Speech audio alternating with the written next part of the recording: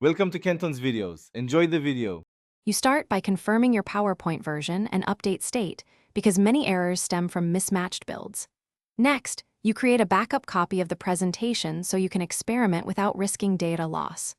Once done, close other applications and temporarily disable add-ins to isolate conflicts. If you haven't updated, install the latest patch.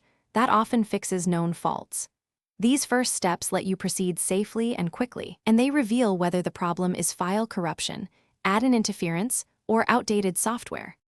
You now diagnose the file itself, because many errors hide in embedded content.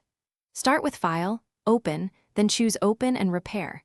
If that fails, launch PowerPoint in safe mode to see if add-ins cause the issue. Once you've isolated the problem, save the file as a new PPTX or export slides into a blank presentation to strip corruption. Make sure to check media, fonts, and embedded objects.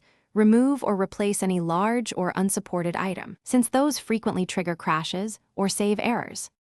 You complete the process by repairing or reinstalling Office when the file isn't the culprit, because corrupted program files will keep failing.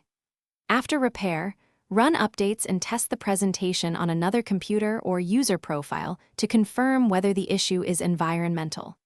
If the error persists, collect error messages, log entries, and exact steps to reproduce the fault before contacting support. One key troubleshooting tip: try opening the file on a different machine. If it works there, you've... Thanks for watching. Consider subscribing if we helped you.